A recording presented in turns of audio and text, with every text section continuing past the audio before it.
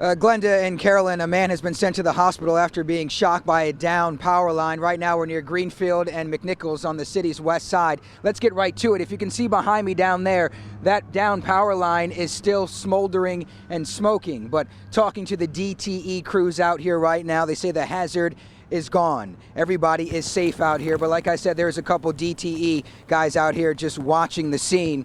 But what happened earlier around 3:15, 3:30 today, lightning apparently hit one of the power poles out here, and a wire was knocked down, and a man either walking by or on a bike was shocked by that down power line. Of course, he was rushed to the hospital. We're told he should recover out here, but you can see that wire. It was smoking. It started a small fire for a little while.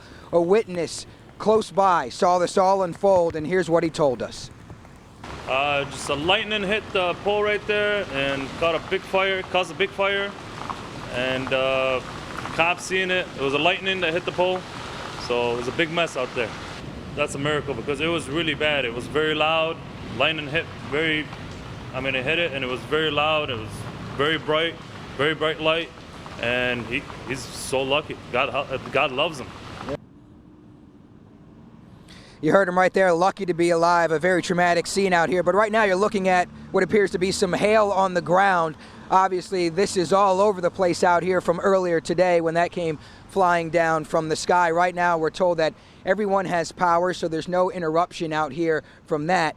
Thankfully, that man should be able to recover. DTE crews will be out here near Greenfield and McNichols for the next hour or so. Let's send it back to you guys in the studio. All right, thank you, Aaron. And the head of Detroit's police union facing felony charges today. He's accused of property destruction at a school while behind the wheel of his car. Now this, as the 7 investigators learn, this is not the first time he's faced questions over property destruction. 7 investigator Jonathan Carlson is live in Holly with what he's learned. Jonathan. Guys, good afternoon to you. We have learned that Mr. Diaz was driving his union-issued vehicle at the time. No one else was in the car at the time as well. And we've learned exclusively Internal Affairs was asking questions about his alleged behavior last year. Mark Diaz, president of the Detroit Police Officers Association, in a Clarkston courtroom today, facing charges, accused of driving into a building or part of it at the Holly Academy in Holly. The incident causing thousands of dollars in damages and occurring on December 20th of last year. Prosecutors tell Action News the Michigan State Police was the lead agency on the case, and they could not, quote, substantiate whether or not Diaz was under the influence of anything at the time. We've learned the school is just blocks from Diaz's home. The school refused comment, and why Diaz was there remains unanswered. The 7 investigators learning this isn't the first time Diaz has faced questions over the destruction of property. We've learned exclusively just last year, DPD's Internal Affairs Division investigated claims Diaz caused destruction to a hotel on Mackinac Island during the policy conference.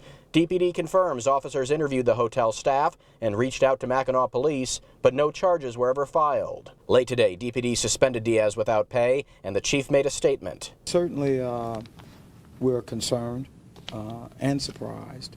I can tell you that Mark Diaz has cooperated with the Michigan State Police throughout this investigation.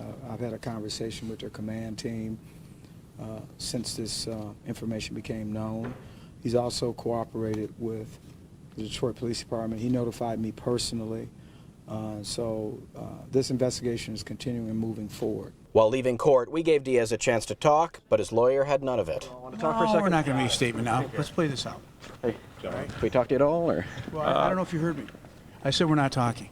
Okay. I know, but I'd like to ask him. Can we ask you a couple of questions? Were you drinking that night? Follow my attorney. Now, as for his position as union head, that remains up in the air. It's an elected position separate from his role at DPD. We're live in Holly. I'm Jonathan Carlson, 7 Action News. All right, Jonathan, we'll wait to see how that plays out. Thank you much.